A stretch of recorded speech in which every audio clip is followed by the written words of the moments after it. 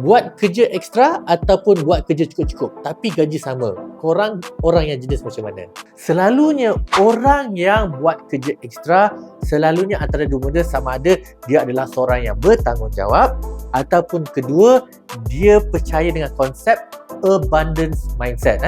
Orang macam ni percaya, tak apalah aku tolong, aku buat lebih sedikit, InsyaAllah rezeki datang balik. Sebaliknya, orang yang sukar untuk membantu, mungkin dia rasakan, buat apa aku tolong lebih-lebih? Bukannya aku akan dapat lebih. Sebab dia ada scarcity mindset. Mungkin dia rasakan, dunia ni mungkin duit tak cukup, duit itu sikit, peluang itu sikit, rezeki itu sikit. Walaupun mungkin orang tu tak sebut, tapi dia dalam minda dia mindset. Tetapi kenapa kita harus mempunyai abundance mindset? Pertama, sebagai seorang Islam, kita kena percaya pada konsep rezeki.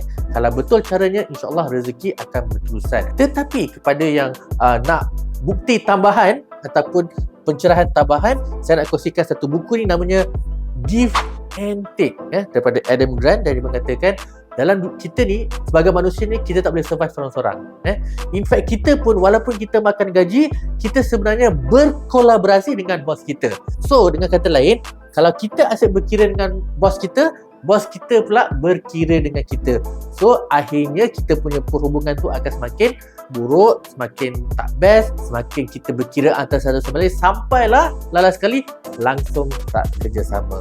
So, pesanan saya adalah always remember yang dalam hidup ni kita bukan keseorangan, kita memerlukan networking. So, always give.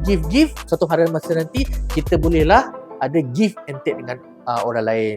Sudah tentu tak semua orang patut kita give, sebab mungkin dia ambil kesempatan pada kita. So, oleh itu kita kena bijak juga siapa yang kita give. Tapi secara amnya, saya rasakan semua orang mahu give and take kalau betul caranya, kalau betul adabnya. So, korang nak mana? Nak kerja cukup-cukup ataupun kerja dengan lebih ekstra? Nama saya Firdaus Johari, coach kreativiti anda. Fikir-fikirkan.